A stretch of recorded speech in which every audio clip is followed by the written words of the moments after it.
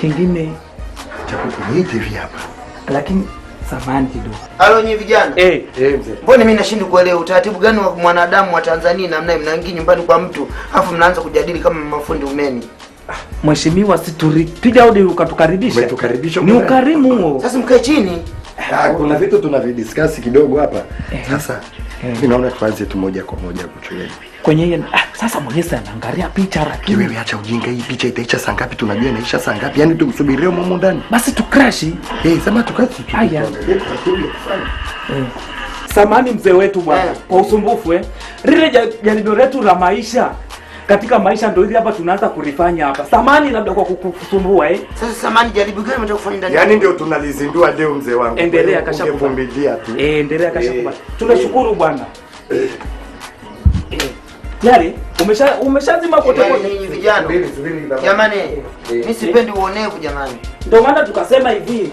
Ili halo bwana, usinichukulie mimi TV yangu bwana. Ili picha rafu la zamani ilishaonekana. Jamani, mimi sipendi uonevu bwana. Mzee, tulikuwa tunauliza eti remote sijui. Remote za TV. Remote za nini? Hizi hapa mdogo wangu.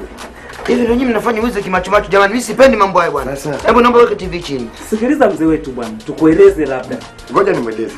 Mzee wangu sikiliza, hata mtu anapoendaga kuiba benki si unasikiaga majambazi wanaingia na wafanyakazi wakiwa ndani. Mimi sijawahi kuona katika maisha yangu kitu kama hicho. Tumeamua kushirikiana na wewe. Ujambazi wetu umeamua kushirikisha. Hivi nyinyi mnajiamini nini? Wewe hebu njoo kwanza tuliza tafadhali. Hebu weke TV chini.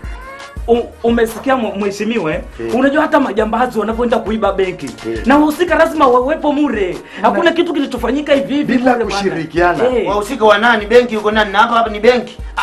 Tumekuja kukuibia wewe na wewe mhusika upo mumu. Unishirikishi vipi? Umenunua na mimi? Ueleze. Alafu kitu kingine tunapokwenda kuuza hii kitu tukipata tunakuletea hapo cha juu. Bwana mdogo nakuona kwenye jicho ya Saitimila acha TV tutakapoenda kuuza.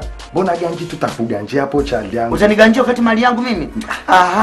Sikiliza. Sasa sikizeni niwaambieni, mimi wenzenu nina roho mbaya kupita hata mwarobaini ninavyoeleza au kupita dawa ya babu.